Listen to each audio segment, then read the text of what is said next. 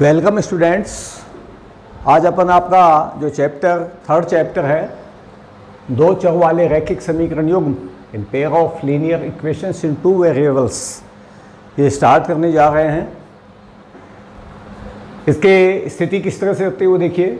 वह समीकरण जिसे ax + by + c = 0 के रूप में लिखा जाए और जहाँ पर a और b दोनों में से कोई सा भी जीरो नहीं हो, ये नॉन जीरो होने चाहिए दोनों के दोनों a और b। तो ये दो चरों x और y में एक रैखिक समीकरण कहलाती है, एक दो चर की रैखिक समीकरण। इसे अपन दो चर की रैखिक समीकरण कहेंगे। प्रत्येक रैखिक समीकरण एक सरल रेखा को प्रकट करती है।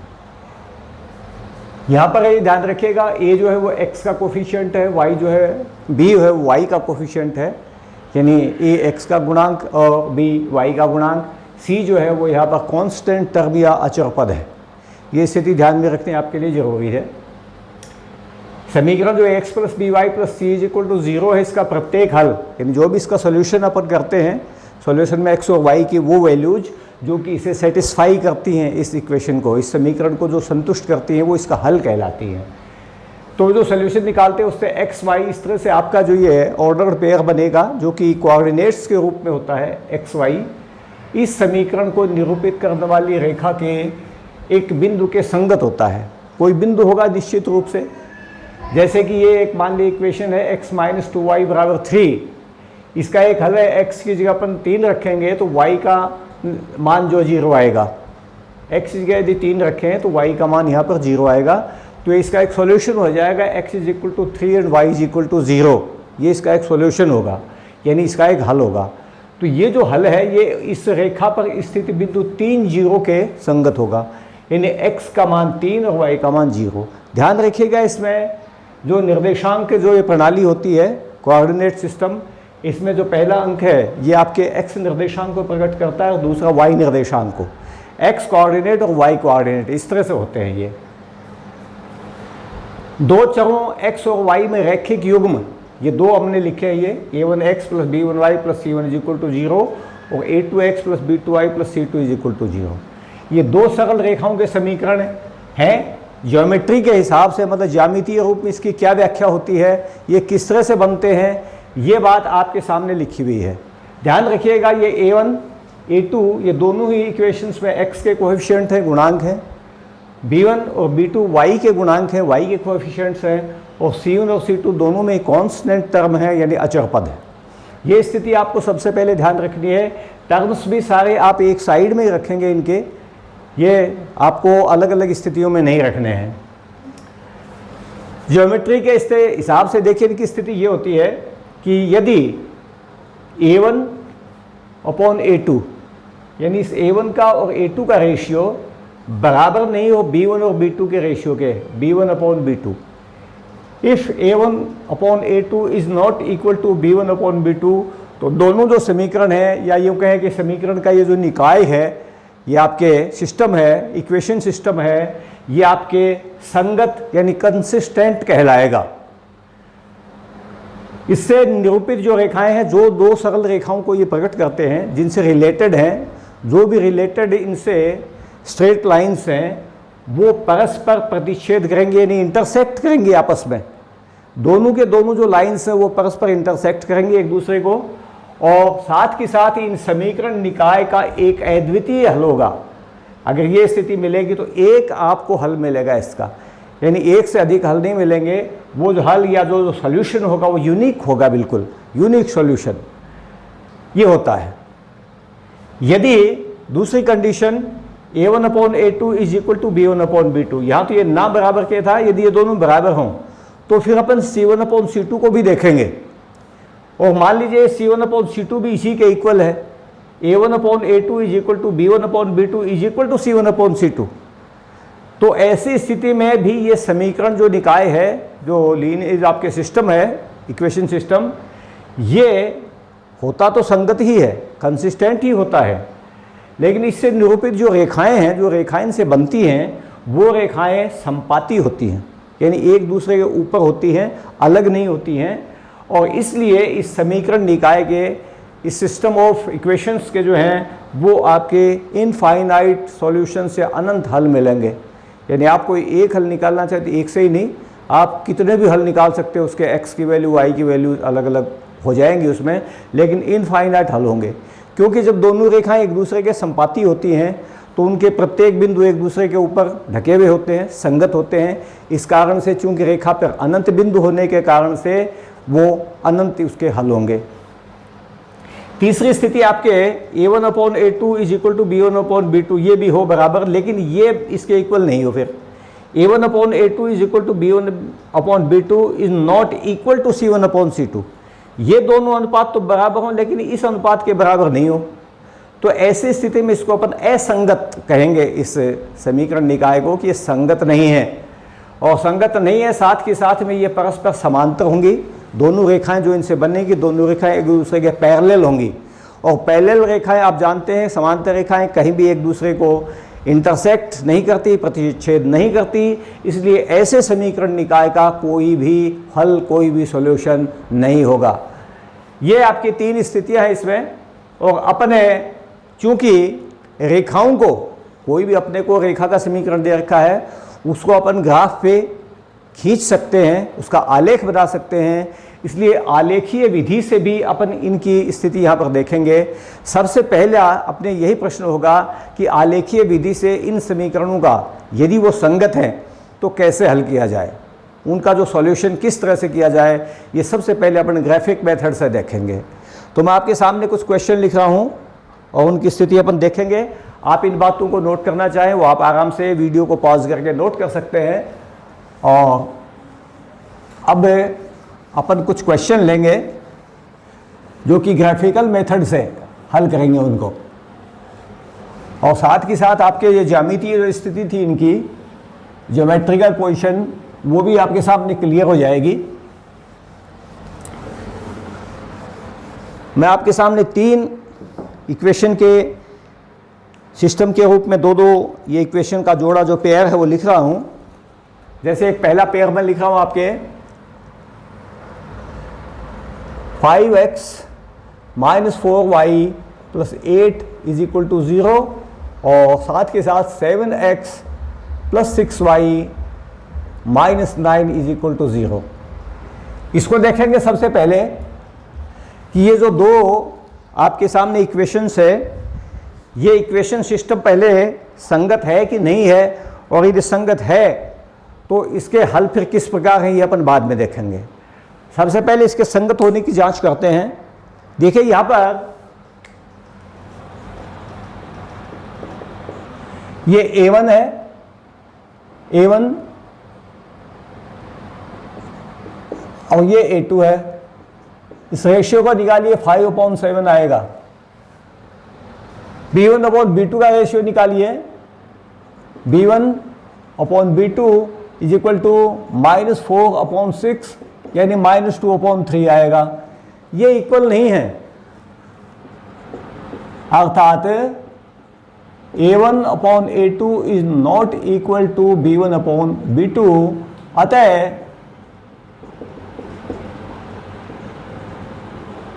समीकरण संगत है तथा इनका एक unique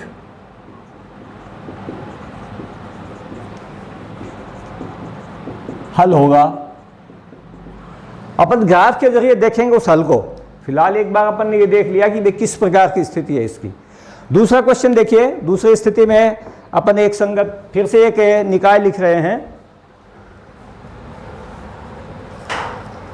9x + 3y + 12 is equal to 0, और 18x + 6y + 24 is equal to 0। इसको चेक करते हैं, देखें ये क्या स्थिति मिलती है अपने को। चेक जब इसको करेंगे अपन है तो कुल मिला के अपने को ये मिलेगा A1/A2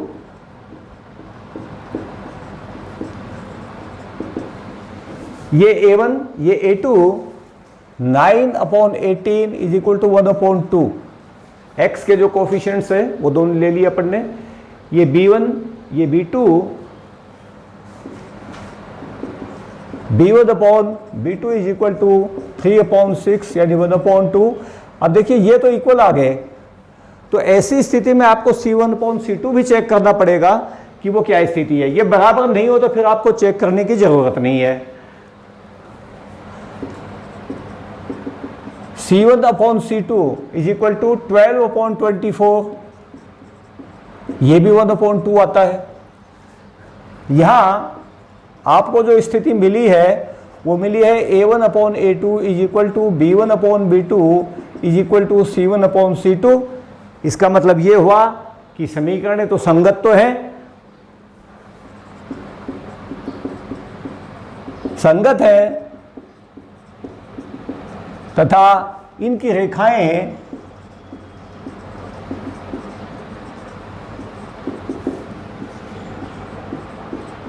परस्पर संपाती हैं।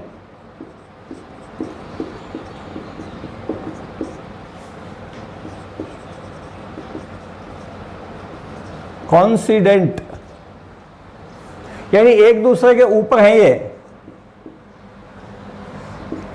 अतः इनका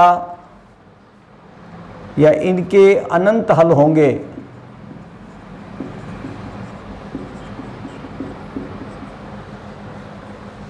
तीसरी स्थिति देखिए, तीसरी स्थिति में मैं आपको एक और समीकरण लिख रहा हूं आपके सामने कि उसमें देखिए क्या स्थिति आती है। आपके एक समीकरण है, सिस्टम दिया हुआ है, इसमें 6x - 3y + 10 is equal to 0, 2x - y + 9 is equal to 0, ये दिया हुआ है। इसको चेक करते हैं। यहां पर ये जो आपके स्थिति दे रखी है इसमें, इसके अनुसार A1/A2 ये देखिए 6/2 इज इक्वल टू 3 आएगा। ये B1/B2 -3/-1 ये भी 3 आएगा। तो ऐसी स्थिति में अपने को C1/C2 भी देखना पड़ेगा। C1/C2 इज इक्वल टू 10/9 यानी क्या स्थिति मिली, अर्थात A1/A2 is equal to B1/B2 but not equal to C1/C2। अर्थात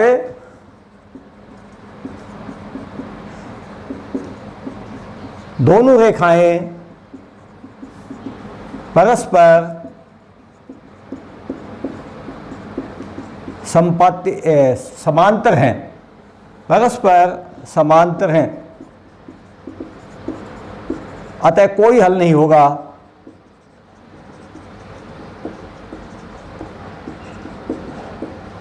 ये असंगत भी होंगी। यहां पर ये जो दोनों रेखाएं ये एक दूसरे को इंटरसेक्ट करेंगी, प्रतिच्छेद करेंगी। इस पहली स्थिति में प्रतिच्छेद करने के कारण, इसको इंटरसेक्ट करने के कारण दोनों रेखाओं के एक हल होगा। यहां पर संपाती होंगी इसलिए इसके अनंत हल होंगे, यहां समांतर होंगी इसलिए इनका कोई भी हल नहीं होगा। ये दोनों स्थितियां वैसे संगत की मानी जाती हैं, ये असंगत होती है। यहां पर ये कंसिस्टेंट नहीं होती ऐसी स्थिति में, इसलिए इसका कोई हल भी नहीं होता है। अब अपन को देखो ग्राफ के द्वारा कुछ इसमें से स्थितियां देखेंगे कि जैसे अपन ग्राफ कैसे खींचते हैं। आलेख या ग्राफ के द्वारा अपन किसी समीकरण निकाय का या किसी इक्वेशन सिस्टम का किस तरह से सॉल्यूशन निकालते हैं वो अपन ग्राफ के जरिए देखेंगे। अपने ये आप नोट कर लीजिएगा, मैं इनको यहां से मिटा रहा हूं।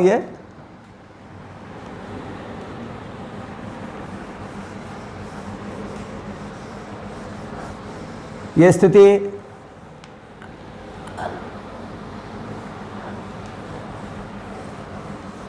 किसी भी लाइन का ग्राफ खींचने के लिए आपको देखो क्या करना पड़ता है, वो सारी स्थितियां देख लो।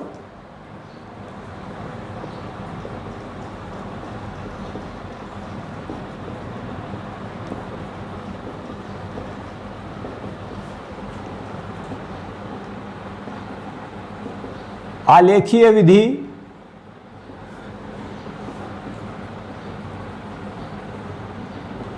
Graphical method,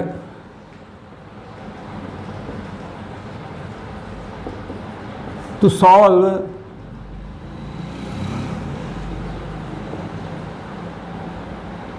questions। ग्राफ देखिए, आपने इससे पहले भी वैसे छोटी क्लासेस में सीखा होगा। आप जानते हैं कि ग्राफ में दो अक्ष होते हैं। दो अक्ष आपने वैसे 9th क्लास में कोऑर्डिनेट ज्योमेट्री, निर्देशांक ज्यामिति में भी ये स्थिति पढ़ी है। इस तरह से दो अक्ष होते हैं।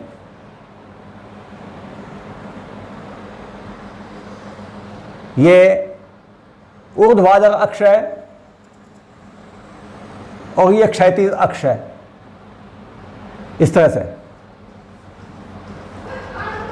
ये अनंत तक वैसे दोनों ओर बढ़े हुए होते हैं।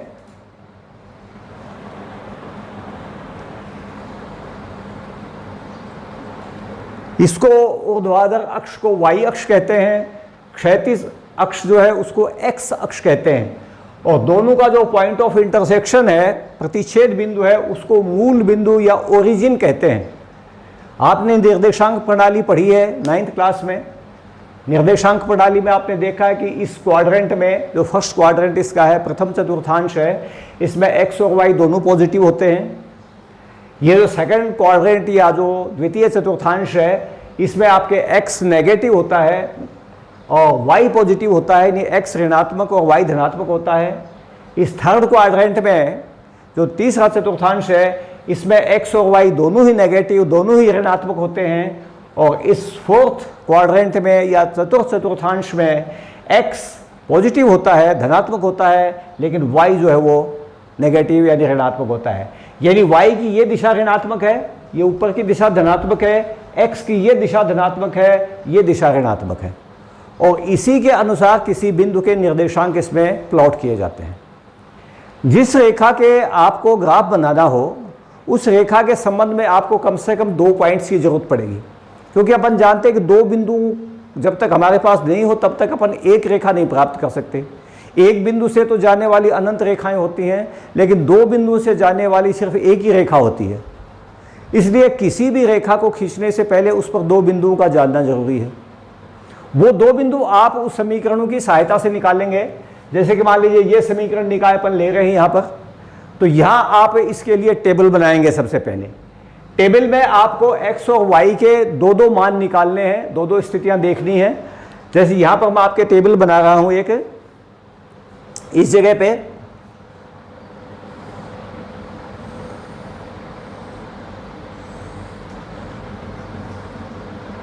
ये इस तरह से यहां x लिख लो और यहां y लिख लो। x और y ये दोनों मान जो आप बल्कि छोटे लेटर से लिखना, क्योंकि समीकरण में आपके इक्वेशन में स्मॉल लेटर्स का ही यूज किया जाता है। आप y की जो वैल्यू है वो चाहें तो आप सरल करके भी लिख सकते हैं। जैसे कि मान लो इस इक्वेशन के लिए अपने को लिखना है, इससे y की वैल्यू अपन निकाल सकते हैं। देखिए 5x - 4y इस तरह से है, 5x - 4y + 8 = 0 यूँ है। इसको आप इधर ले जाइए, 5x + 8 = 4y हो जाएगा, और इस 4 से डिवाइड कर दो तो 5x + 8/4 ये y की वैल्यू आ जाएगी। तो आप चाहें तो इसको यहाँ पर ये भी लिख सकते हैं कि 5x + 8/4। नहीं लिखना चाहो कोई बात नहीं, सीधे y लिखा करने दो, चाहे वो आपकी इच्छा है। आपको x के वैल्यूज़ रखनी है इसमें और y की वैल्यूज़ निकालनी है। x की वैल्यू जैसे बाई चांस आप यहाँ 0 रखते हैं, ये 0, तो y की वैल्यूज आ जाएगी, ये टर्म तो 0 हो जाएगा, 5 × 0 ये तो 0 हो जाएगा, और 8/4 बचेगा, ये 2 आ जाएगा। अब दूसरी वैल्यू इसकी देखिए और निकालते हैं अपन। वैल्यू निकालने के लिए वो भी अपन यही कोशिश करें कि अपने पास में जो पूरी वैल्यू आए, पूर्णांक जो आए, वो अपने को कोशिश ये करना कि पूर्णांक मिले आपको। और यदि पूर्णांक नहीं मिलता है, दशमलव में, डेसिमल में कोई अगर आपकी फिगर आती है, तो कम से कम दशमलव के एक स्थान के बाद में ही वो भाग उसका कंप्लीट हो जाए, यानी टर्मिनेट हो जाए डेसिमल के बाद फर्स्ट प्लेस पर ही वो। चलिए दूसरा अपन पॉइंट लेते हैं एक बार, यहाँ 4 लेते हैं, x की वैल्यू 4। तो 5 इंटू 4 20 हो जाएगा। ये 20 प्लस 8 28, 28 में 4 से डिवाइड करोगे तो 7 आएगा यहाँ पर। ये अपन ने 2 पॉइंट निकाल लिए, एक पॉइंट तो हो गया 0 2 और दूसरा हो गया 4 7। पॉइंट भी आप अच्छी तरह से ध्यान में रखिए, एक वैल्यू पॉइंट में x की होगी और एक वैल्यू y की होगी। ये पूरा एक कोऑर्डिनेट बनेगा उसका और ये दूसरे पॉइंट का कोऑर्डिनेट बनेगा। तो 2 पॉइंट्स इस तरह से आप पता कर लें और इसके ऊपर आप इक्वेशन भी यहाँ से लिख सकते हैं। इस पे 5x - 4y + 8 = 0 इस तरह से। इसी तरह से आप दूसरी जो इक्वेशन है वो बनाइए, उसके टेबल।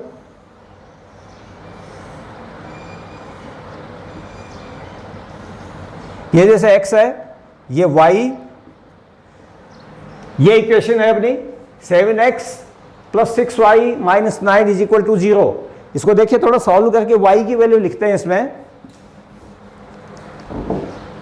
y बराबर 6y बराबर जाएगा, थोड़ा सा इसको ट्रांसफर कीजिए, इस 9 इधर ले जाइए, प्लस का हो जाएगा, 7x ले जाइए, माइनस का हो जाएगा। 9 - 7x और 6 से डिवाइड कर दो तो y की वैल्यू आ जाएगी 9 - 7x / 6। ये आप लिख सकते हैं यहाँ पर 9 - 7x / 6 इस तरह से। अब देखिए अपन 2 पॉइंट लेते हैं, जैसे एक तो आप सीधे 0 ले लो, 0 लोगे तो ये टर्म 0 हो जाएगा, ये 9/6 आएगा। 9/6 के मतलब 3/2 हो जाएगा और 3 को 2 से डिवाइड करोगे तो 1.5 आ जाएगा। ये देखो मैंने डेसिमल के बाद में आपको एक पॉइंट निकाल करके दिखा दिया है, लेकिन डेसिमल के एक पॉइंट के बाद में ही, डेसिमल के बाद में पहला जो स्थान है उसी के ऊपर आपके ये जो डिवाइडेशन की क्रिया है ये पूरी हो जानी चाहिए, डिवीजन की क्रिया। इसके बाद में अब आप दूसरा कोई एक दूसरी वैल्यू निकालिए यहाँ से। यहाँ पर x जैसे आपने 0 रख दिया, आपने ये कर लिया। अब दूसरी वैल्यू और निकालने की कोशिश कीजिए, इसमें कोई भी वैल्यू निकालिए जो भी आप चाहें इसमें। जैसे फॉर एग्जांपल आप यहाँ x = 3 रख देते हैं, 3, तो 3 रखोगे तो ये 7 के 21 हो जाएगा। 21 माइनस का हो जाएगा 21, माइनस का 21 और प्लस का 9, ये 9 - 21/6। तो ये जब आपस में घटेंगे तो कुल मिला के 12 बचेगा माइनस का। माइनस के 12 में 6 से डिवाइड करोगे तो माइनस का 2 आ जाएगा। तो अपन ने 2 पॉइंट निकालिए। इक्वेशन थी आपकी ये 7x + 6y - 9 = 0। और अब ग्राफ पर जैसा कि आप बिंदु जानते हैं अच्छी तरह से कि जैसे यहाँ भी आपके बिंदु इस तरफ भी लगाने पड़ते हैं, इस तरफ भी, इस तरफ भी, इस तरफ भी, चारों तरफ बिंदु लगाने पड़ते हैं। ये जो आपके ग्राफ में खाने बने हुए होते हैं वो सारे 1-1 सेंटीमीटर के हैं, 1-1 सेंटीमीटर के स्क्वायर्स होते हैं। 1 सेंटीमीटर लंबाई, 1 सेंटीमीटर चौड़ाई, इस तरह से। तो 1 स्क्वायर सेंटीमीटर के आपके ये खाने बने हुए होते हैं। सबसे पहले आपको पैमाना मानना पड़ता है। पैमाना आप यहाँ लिख दीजिए ग्राफ पर। जैसे मान लो आपने इसका पैमाना ले लिया 1 सेंटीमीटर बराबर 1 इकाई। 1 सेंटीमीटर = 1 यूनिट। ये सारी यूनिट्स हैं 2 0 4 7 0 1.5 3 -2 सारी यूनिट्स हैं ये। आपको इस हिसाब से पैमाना ले लिया आपने। मान लीजिए ये संख्याएं बहुत बड़ी हैं और आपके ग्राफ में ऐसे पॉइंट नहीं लिखे जा सकते तो पैमाने को बड़ा कर लो। मतलब इस हिसाब से जो है ना, आप 1 सेंटीमीटर बराबर 1 इकाई, 1 इकाई के बजाय 5-6 इकाई मान लो, 10 इकाई मान लो, 100 इकाई मान लो, जैसी भी आपकी संख्या हो उसके हिसाब से आप मान सकते हो। देखिए इसके हिसाब से पॉइंट लगाते हैं अपन। पॉइंट्स आप जानते हैं, जैसे इस साइड में अपन मान लें यहाँ पर ये 1 है, ये मान लो इतनी दूरी पे आपका दूसरा है, ये मान लो 3 है 3, ये मान लीजिए 4 है, ये मान लीजिए 5 है, ये मान लीजिए 6 है, ये मान लीजिए 7 है। इस तरह से यहाँ भी मान लीजिए ये 1 है, ये मान लीजिए 2 है, ये मान लीजिए 3 है, ये मान लीजिए 4 है, ये मान लीजिए 5 है, ये मान लीजिए 6 है और ऊपर से ये मान लीजिए 7 है। और थोड़ा बढ़ा लेते हैं, देखिए इसको लाइन को, क्योंकि अपने को इधर y की वैल्यू और ज़्यादा चाहिएगी। ये मान लीजिए 7 है यहाँ पर, इस तरह से। ये इधर ये -1 है, ये -2 है, ये -3 है, ये -4 है, इस तरह से चल रही हैं। ये इधर भी है, -1 है, x की वैल्यूज़, -2 है, ये -3 है, -4 है, इस तरह से चल रही है वैल्यूज। अब आपका जैसे पहला पॉइंट है 0, 2, x की वैल्यू 0 और y की वैल्यू 2, x की वैल्यू 0 यहीं पर होगी, y की वैल्यू 2 ये है, देखिए यहाँ से इधर y की तरफ पॉजिटिव है, इसलिए पॉजिटिव डायरेक्शन में यहाँ ये पॉइंट मिलेगा आपको। ये पॉइंट हो गया 0, 2। दूसरा पॉइंट है 4, 7, x की वैल्यू 4 पॉजिटिव इस साइड में ये रहा, और y की वैल्यू 7 ये भी पॉजिटिव है, ये इस साइड में ये रहा। यहाँ से ये लाइन और इधर से ये जो लाइन जाएंगी, जहाँ भी आपस में ये कट करेंगे एक दूसरे को, वहाँ पर ये पॉइंट आ जाएगा। मान लो ये पॉइंट आ गया आपके 4, 7, इस तरह से आ गया, तो इनको मिलाने वाली एक ये स्ट्रेट लाइन बन जाएगी आपके। ये आप इसको इस तरह से मिला देंगे। इसी तरह से दूसरी ये लाइन है 0, 1.5, ये जैसे 0 है, 1.5 यहाँ होगा इस जगह पर, 0, 1.5। और दूसरा पॉइंट है जैसे 3 और -2, x की वैल्यू 3 ये है, y की वैल्यू -2, यहाँ पर नीचे इधर आएगी, ये पॉइंट हो जाएगा 3, -2। आप इनको मिला दीजिए दोनों को, ऐसे मिला करके इनको भी बढ़ा दो। ये जिस पॉइंट पर काटेंगी, यहाँ पर जैसे काटी हैं, इस पॉइंट के आप कोऑर्डिनेट्स देख लो अपने ग्राफ के हिसाब से कि भाई यहाँ से यहाँ तक कितनी दूरी है, इस साइड में या इस साइड में, वो तो x की वैल्यू होगी, और वो इस x अक्ष से उसकी कितनी दूरी है, वो इसमें y की वैल्यू होगी। वैसे आप इसको चेक भी कर सकते हैं, x की वैल्यू और y की वैल्यूज आपने निकाली या नहीं निकाली है। जैसे कि आपको ये इक्वेशन आपने सॉल्व करना पहले छोटी क्लासेज में भी सीखी होंगी, उसके हिसाब से आप x, y की वैल्यू निकाल करके इसको चेक भी कर सकते हो। अदरवाइज ये आप अपने ग्राफ के हिसाब से देख करके लिख देना, क्योंकि यहाँ तो अपन इतना अंदाज़ा कर नहीं सकते, अपने कोई सही ग्राफ सही ढंग से अपन बोर्ड पे नहीं खींच पा रहे हैं ये, क्योंकि अपने पास ये ग्राफ नहीं है यहाँ, इसलिए आप स्वयं देखेंगे कि भाई ये कितनी बन रही है। इसी तरह से आप जितने भी ये आपके समीकरण हैं आपके सामने आए, उन समीकरणों से आप हर एक समीकरण के लिए 2-2 पॉइंट निकाल करके और उनको ग्राफ पे प्लॉट करके आप आसानी से उसको स्थिति दिखा सकते हैं। यदि समांतर होंगी तो फिर आपके कोई उसके सॉल्यूशन नहीं आएगी, यदि वो एक दूसरे को इंटरसेक्ट करेंगे तो एक उसकी वैल्यू आ जाएगी, और यदि एक दूसरे के संपाती होंगी तो फिर आपको कोई वैल्यू वहाँ निकालनी नहीं है। ये उम्मीद है आपको अच्छी तरह से ग्राफ की विधि समझ में आ गई होगी। धन्यवाद।